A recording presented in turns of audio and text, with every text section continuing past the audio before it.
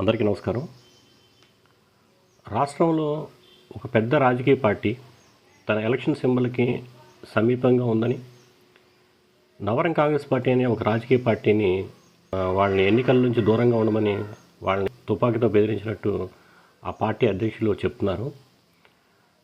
ఇది నిజమైతే కనుక ఇది కొంచెం బాధాకరమైన విషయం. ఇది ఎందుకంటే రాజకీయాలంటేనే చాలా కష్టాలు నష్టాలతో కూడుకున్న విషయం. ఎవరో ఇక్కడ సుఖపడేది ఏమి ఉండదు. వాళ్ళు తరిగిపోతూ సమాజాన్ని వెలుగు పంచుతూ ఉంటారు.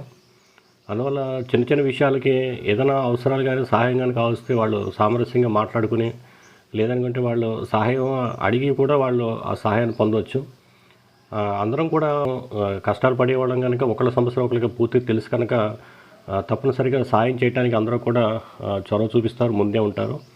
అయితే ఈ రకంగా ఒక సాక్షాత్ పార్టీ అధ్యక్షుల్ని ఒక పార్టీ అనే వాళ్ళు పిలిచి తుపాకీతో బెదిరించడం అనేది అది పూర్తిగా కూడా ఖండించాల్సిన విషయం. ఇది ఇప్పటికే ఆయన ఆ పార్టీ నవరం కాంగ్రెస్ పార్టీ అధ్యక్షులు ఎవరైతే ఉన్నారో వాళ్ళు పోలీసులు కానీ లేదనుకుంటే ఎలక్షన్ కమిషన్ కూడా వాళ్ళు కంప్లైంట్ చేసిన ధర్మిలా ఎలక్షన్ కమిషన్ దాన్ని సీరియస్గా తీసుకుని దానిలో ఉన్న వాస్తవాలని నిజాలను వాళ్ళు బయటకు తీస్తారని ఆశిస్తున్నాము. ఒకవేళ ఎవరైనా సరే ఇందులో నిజాలు ఉన్నాయని తేలి ఎవరైనా సరే ముద్దాయిలుగా తేలితే కనుక వాళ్ళకి గట్టిగా బుద్ధి చెప్పాలని, ఇటువంటి సంఘటనలు మళ్ళీ పునరావృతం కాకుండా ఉంచేలా వాళ్ళని చూడాలని మన సంస్కరణ పార్టీ తరఫున మనం కూడా కోరుతున్నాం. ఇంకా సమాజంలో ఏంటంటే ఇంకా మంచి వాళ్ళు చాలామంది ఉన్నారు. అదేవిధంగా మేము కూడా మంచి సామరస్యపూరిత వాతావరణాన్ని ఆశిస్తున్నాము.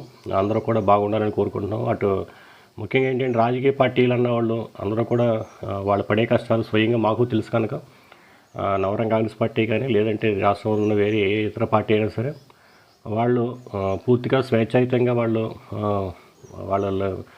లీడ్ చేసే విధంగా వాళ్ళు ధైర్యంగా ఉండాలని, ఎటువంటి ఏ సమస్య వచ్చినా సరే సంస్కరణ పార్టీ వారికి మద్దతు తెలుపుతుందని కోరుతూ, అదేవిధంగా ఏంటంటే ఎవరైతే వాళ్ళ పార్టీలో కూడా దీని విషయం మీద కొంచెం విచారణ చేసి వాళ్ళు కూడా ఇటువంటిది ఏదైనా తేలితే కనుక వాళ్ళు కూడా వాళ్ళు నచ్చజెప్పే ప్రయత్నం చేసుకోవాలని కోరుకుంటున్నాము.